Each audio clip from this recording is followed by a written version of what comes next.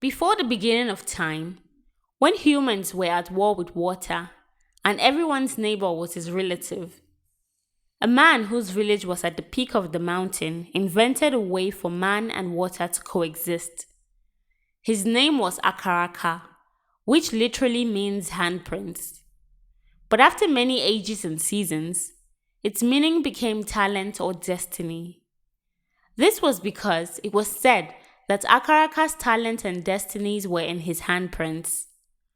The left speaks of his talent, his greatness as the man who made peace between man and water, and his right hand speaks of the destiny of the later days of his life. The water war, as it was called in the world of men, began after the foundation of the earth were laid. There was no time, no rainy or dry seasons, so water flowed everywhere and always. Its rage was so enormous that it destroyed everything on its path.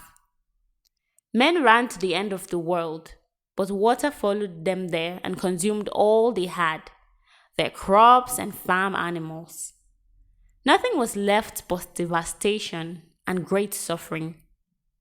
Men tried to fight back, but simply didn't stand a chance. They started drinking water as much as they could, but it did nothing. The human race was on the brink of being wiped out from the face of the earth, and men became desperate to survive. Some of them ran to the sorcerer with many faces for help.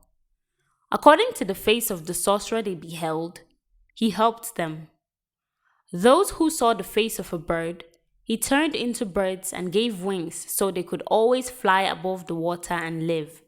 Those who saw his fish face, he gave fins and gills to live beneath the water. So was it that this sorcerer turned many men into what became known as creatures of the seas and creatures of the skies. Akaraka's ancestors had a deep distrust for many-faced sorcerers, so they negotiated with the mountains instead and began living there. It was hard for water to get to the peak of the mountains, so Akaraka's people flourished while the rest of the world kept up the battle with water. In the last gathering of men to discuss how to wage the war against water, a fellow from the descendants of men, who had children with gods, pointed out that the unity of water must be broken for humans to stand a chance. It was agreed that this was a good strategy, so humans went about digging holes to trap water. Some they dug deep and wide, others small and shallow.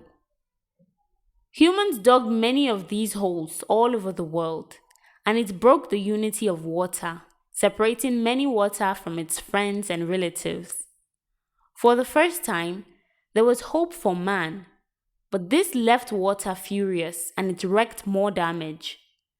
The more damage it wreaked, the more pits humans dug to trap it. The war went on until Akaraka came along and brokered peace. It was said that he taught water how to keep its children up in the skies so that humans wouldn't have too much water bothering them on earth. To return this goodwill, humans built waterways that connected water to all of its relatives that had been trapped all over the world. The war ended and Akaraka became a god among men. Water was so grateful it vowed to be always loyal to Akaraka. He could call forth water's offspring from the heavens and tell them what part of the earth to fall on. This was how it began raining, and for a long time, every element on earth enjoyed the way things were. Songs of praise were sung about Akaraka in all corners of the world, and these songs hail him as a god. If you enjoyed our story, do well to like, comment, subscribe, and share.